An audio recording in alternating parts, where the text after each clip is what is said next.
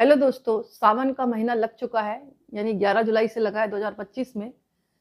तो इसमें सभी भगवान शिव की आराधना करते हैं, पूजा करते हैं, लेकिन शिव पुराण का भी एक महत्व होता है। तो कहा जाता है कि शिव पुराण हिंदू धर्म के 18 महापुराणों में से एक पुराण है। यह भगवान शिव की महिमा, उनके रहस्यात्मक, उनके रहस्य रूप, भक्तों के साथ उनके संबंध, रुद्र तत्व, तंत्र साधना और जीवन के गुण तत्वों की व्याख्या करता है।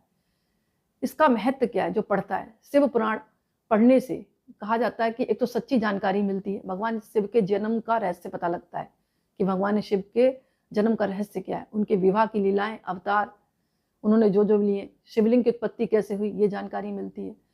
इसके अलावा जो शिव पुराण पढ़ता है तो पढ़ने वाले के लिए भी और सुनने वाले के व्यक्ति के जीवन में आत्मज्ञान बढ़ता है, और जब आत्मज्ञान बढ़ता है तो व्यक्ति मोक्ष की ओर अक्सर होता है। इसके अलावा शिव पुराण के अनुसार यदि कोई व्यक्ति सावन के महीने में शिव पुराण का पाठ करता है, श्रद्धा भाव के साथ करता है, तो उसके पूर्व जन्मों के पाप सभी नष्ट हो जाते हैं, ऐसा बताया गया है। यह ग्रंथ मृत्यु के बाद भी यात्रा यानी यमलोक और पुनर्जन्म मोक्ष को समझाता है और मन में एक प्रकार का डर खत्म करता है। इसके अलावा कहा जाता है कि शिव पुराण जो पढ़ता है, शिव तंत्र, रुद्राक्ष, महामृत्युंजय मंत्र, पंचाक्षरी मंत्र जैसे, मतलब ये जो मंत्र है ना, इनका अर्थ बताया गया है, उसकी व्याख्या के बारे में बताया गया है, ताकि भक्तों को ज्ञान प्राप्त होता है।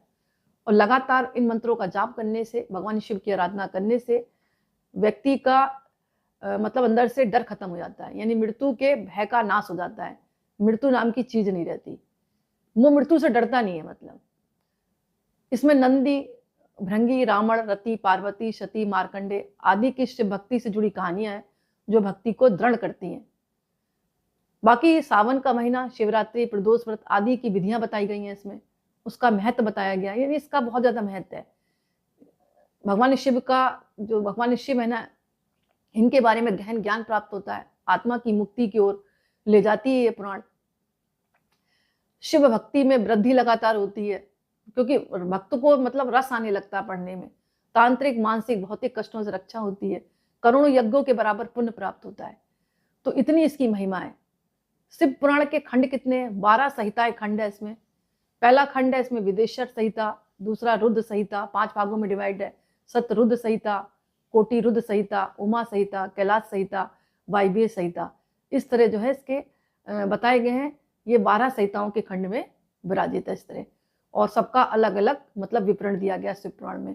तो अगर आपको मौका मिले तो आप कोई ना कोई पाठ जरूर करें भगवान शिव का।